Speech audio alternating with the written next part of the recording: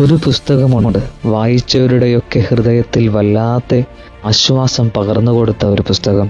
കണ്ണുനീരിൻ്റെ താഴ്വരകളിൽ നിന്ന് ആ പുസ്തകം തുറക്കുമ്പോൾ മിഴികൾക്ക് മുന്നിൽ പൊട്ടക്കിണറിനുള്ളിൽ വീണ് തളർന്നിരിക്കുന്ന ജോസഫ് കടന്നു വരും. മിഴിയുയർത്തി അവൻ നമ്മോട് പറയും, സാരമില്ല ചങ്ങായി, ഈ പടുകുഴിയിൽ നിന്ന് എന്നെ സിംഹാസനത്തോളം ഉയർത്തിയ ഒരു ദൈവമുണ്ട്. ഈ ദൈവം നിന്നെയും രക്ഷിക്കും. ചില വിഷയങ്ങൾക്ക് വേണ്ടി പ്രാർത്ഥിച്ചു മടുത്തല്ലോ ദൈവമേ എന്ന് നെടുവീർപ്പിട്ടുകൊണ്ട് ഈ പുസ്തകം തുറക്കുമ്പോൾ 100 വയസ്സായിട്ടും മടുത്തു പോകാതെ ഒരു കുഞ്ഞിനു വേണ്ടി പ്രാർത്ഥിക്കുന്ന അബ്രഹാമിനെ കാണുന്നു.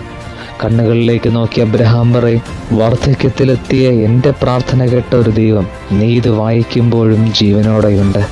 അവൻ നിന്റെ കണ്ണുനീരിന് മറുപടി നൽകും. ചില പ്രശ്നങ്ങൾക്ക് മുന്നിൽ എന്തു ചെയ്യണമെന്നറിയാതെ കണ്ണുനീരുമായി ഈ പുസ്തകം തുറക്കുമ്പോൾ ഇരുവശത്തേക്കും വഴിമാറിയ ചെങ്കടലിന് നടുവിൽ നിൽക്കുന്ന മോശയെ കാണുന്നു. കണ്ണുകളിലേക്ക് നോക്കി മോശ പറയും, ചങ്ങായി, ചെങ്കടലോളം വലുതല്ലല്ലോ നിന്റെ ഈ പ്രശ്നങ്ങൾ. ധൈര്യമായിരിക്കൂ, എനിക്ക് ചെങ്കടലിന് നടുവിൽ പാതയൊരുക്കിയവൻ നിന്നെയും കരുതും.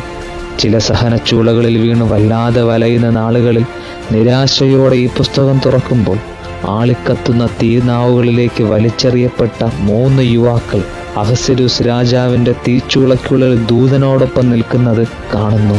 കണ്ണുകളിലേക്ക് നോക്കി അവർ പറയും, ചങ്ങാതി, ഏത് അഗ്നിശോധനകളിലേക്കും ഇറങ്ങി വന്ന് നമ്മെ പൊതിഞ്ഞു പിടിക്കുമെന്ന് ഉറപ്പു തന്നവൻ ഇന്നും ജീവിക്കുന്നുണ്ട്. അവൻ നിന്നെയും കരുതും.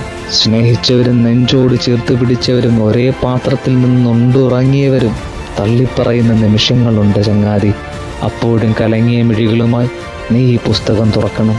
ഉറ്റവരാൽ ഒറ്റുകൊടുക്കപ്പെട്ട്, ചങ്ങാതിയാൽ ചതിക്കപ്പെട്ട്, കാരുരുമ്പാണിയുടെ മുറിപ്പാടേറ്റ് ഒരു കല്ലറയിൽ കണ്ണുപൂട്ടിക്കിടക്കുന്ന നാഥനെ നിനക്ക് കാണാൻ പറ്റും. അവൻ നമ്മോട് പറയും, ചങ്ങായി, ഈ കല്ലറയ്ക്കുള്ളിൽ 3 നാളിലധികം ഞാനുണ്ടാവില്ല. 3-ാം ദിനം ഒരു പുലരിയിൽ ഞാൻ നിനക്ക് വേണ്ടി ഉയർത്തെഴുന്നേൽക്കും. നിന്റെ തകർക്കപ്പെട്ട അനുഭവങ്ങളെ ഞാൻ പുനരുദ്ധരിക്കും. അതേ സ്നേഹിതരെ, ലോകത്ത് അനേകം പുസ്തകങ്ങളുണ്ട്. പക്ഷേ ബൈബിളോളം ഒരു ജനതയുടെ ഹൃദയം കീഴടക്കിയ മറ്റു ഗ്രന്ഥമില്ല. കാരണം അതിൻ്റെ ഓരോ താളുകളിലും നിന്റെ കണ്ണുനീരിനോടൊപ്പം ക്രൂശിതൻ്റെ രക്തവും വീണ് നനഞ്ഞിട്ടുണ്ട്.